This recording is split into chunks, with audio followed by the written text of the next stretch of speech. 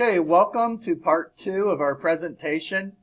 This part of the presentation talks about what is included in the packet, what you need to have filled out, and what you need to have returned. So this packet includes 3 forms that need to be returned to your teacher when completed.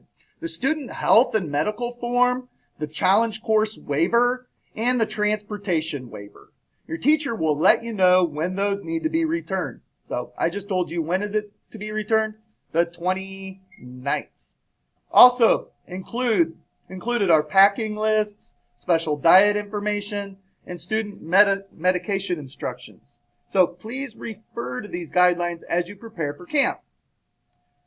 If you have other questions, you could always see the administration there at Camp New Hop. If you have special concerns about diets and things like that, you can contact the camp directly, actually, and here's the phone number for that. The first thing we need to talk about is the student health form.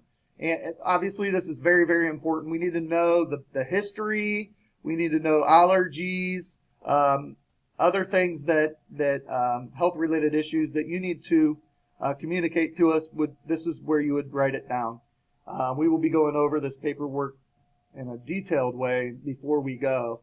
And then you could also check the medications that they are allowed to take, because some medications you don't really need to pack, like Tylenol, Advil, things like that. If you agree to let us go ahead and administer those things at camp, please just check these off right here, and that would be a big help. You can also list the prescription medications as well, the time given, the dose given. And again, we won't need the actual prescriptions until a little bit closer to Camp New Hop dates. So also, just to point out down here, we do need a signature down here and the date. This page is called the Challenge Course Participation Waiver, and this is where the student would write their name here. They do not need to write anything here. This is what I will do later, because they will be in a tribe, and that tribe name will go here. Instructions. You would read this over. This is just a participation thing for the challenge course. I would ask that students and parents initial on this line. Go over each thing so that we understand a little bit about each part. And then we will need a signature of the participant, that's the student, also their age, and the parent or guardian is also required right here as well. And then, of course, your address. Okay. Contact information is also needed on there, and also phone number would be essential. Okay, the next page is the transportation waiver. Pretty much the same form as the one listed. It's just for transportation. That's to basically agree that the students will be allowed to be transported around camp. If they had an all-day hike or whatever and they needed to be transported to a destination or back again, that's what that would be for. Okay, so again, just a print and then sign here, and that would be great. That's that part. Special diets. And again, I talked a little bit earlier about this. If you have specific concerns, please do not hesitate to call Camp New Hop about it. Because what they'll do is they'll order things at camp that's specific to your child's diet. Like if they cannot have peanut butter, for example, they will not order peanut butter, or they will not put that on the menu. Okay? And they have a wide array of different things that they could buy for lunches and breakfast and so on, dinners. So for special diets, they need to know this information at least 2 weeks before the student's trip. Okay? So again, if there's some kind of an allergic reaction that they have for peanuts or whatever, that would need to be contacted. Here's the number for that, and you could always ask for Ben, and they will get back with you regarding the special diets. Now, packing is a little bit different this year and what to bring, and this is generally where we get a lot of questions from students. It is a bed bug-free area. They do have a way of basically preventing bed bugs. They heat the luggage. So there's a couple of important things that you need to know. So upon arrival at camp, our guests' luggage is heated to a temperature lethal to bed bugs. It's above 120 degrees. So they heat it before they go to their cabins. We ask that you do the following things to help in this effort. Please allow your students to pack no more than 2 bags for camp. 1 bag is also fine.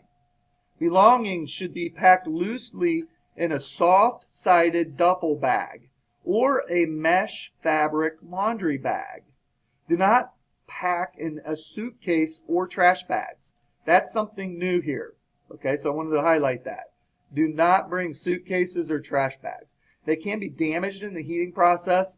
Trash bags can be used as a cover for the mesh bags, but they will be removed before heating. Okay? Items that should not be heated, like soap, shampoo, aerosols, and other toiletries, should be packed separately in a Ziploc bag.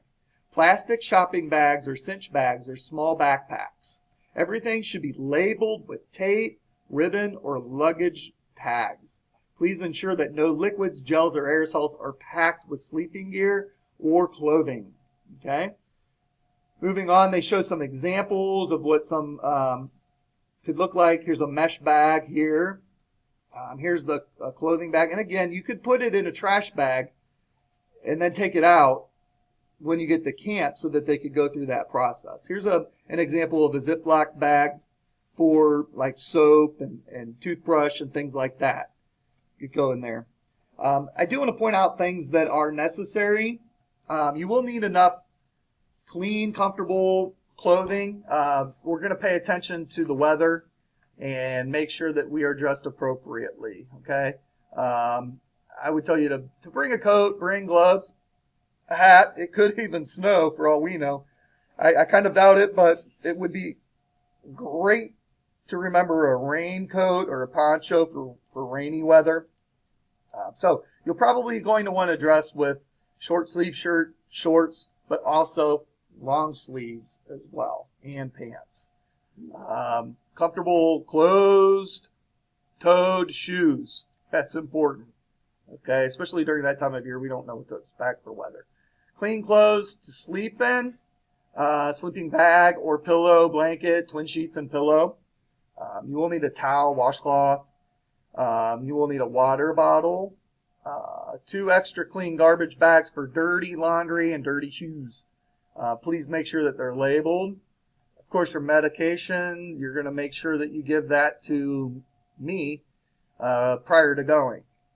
These things are optional. We have said that sometimes during that time of year we are outside. We are outside all day. So if you need sunscreen, bring it, because we do have like canoe trip and things like that that you'll be out on the water quite a bit. Or if you're walking, flashlights we discourage. Do not bring flashlights.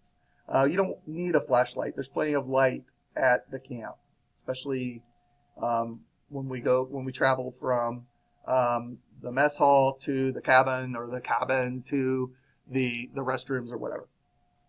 Hiking boots I would suggest, and not mandatory. I wouldn't just spend a lot of money on them, but I would tell you that it would be something that would be to your advantage.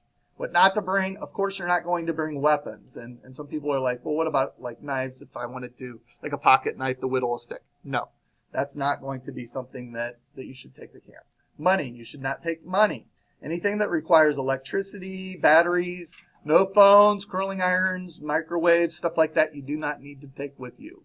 Candy, gum, pop, soda, snacks, food, do not put that in your cabin. The reason why is because little critters like to go in there at night.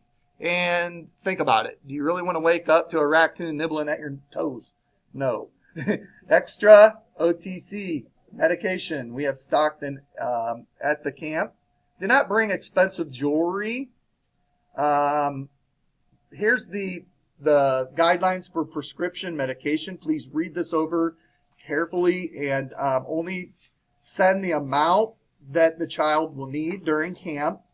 It is a little bit different this year, for that they do want the original labeled container this year. Okay, so make sure that there's clear instructions on it, and all medication will be administered. Generally, we administer these at breakfast, lunch, dinner, and then right before bed if needed. So please, again, look over this information.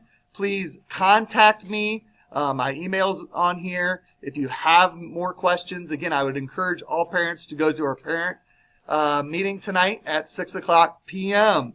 Thank you for listening and have a wonderful day.